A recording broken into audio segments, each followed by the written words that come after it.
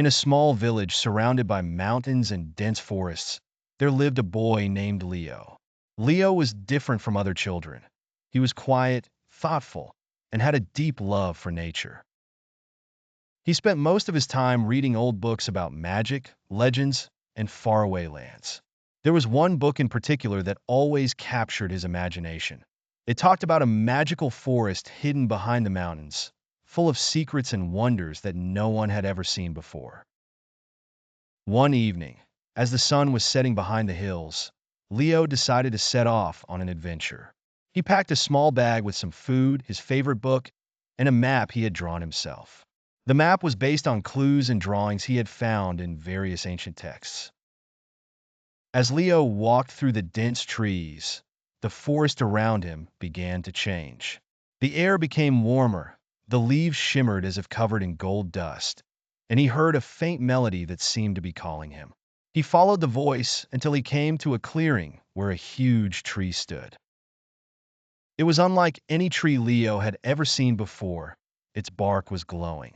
Sitting beneath the tree was an old man with a long white beard and kind eyes. He was wearing robes made of leaves and flowers, which matched the green color perfectly.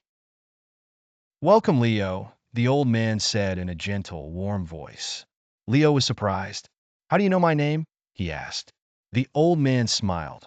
"I am the guardian of the enchanted forest. I know the heart of every traveler who finds their way here." The guardian told Leo that the forest was indeed magical, protected by ancient spells that kept it hidden from the outside world. Only those with pure intentions and a love for nature could find it. He explained that the forest held many secrets, waiting to be discovered by someone like Leo. Leo spent days exploring the enchanted forest. He discovered flowers that glowed in the dark, animals that could talk, and a river whose waters could reveal the past and the future. But most of all, Leo felt a sense of belonging that he had never felt before. The forest was alive, and it seemed to welcome him as one of its own. One day, as Leo sat by the glowing tree, the guardian appeared again. "The forest has chosen you, Leo," he said. "It needs a new protector, someone to care for and protect it." Leo hesitated. He loved the forest, but he also missed his family and friends. The guardian nodded, understanding Leo's thoughts. "You don't have to decide now. The forest will always be here, waiting for you." With a heavy heart, Leo decided to go home, but he promised to visit the forest whenever he could. The guardian gave him a small silver leaf as a symbol of the forest's magic, telling him that it would always lead him where he wanted to go.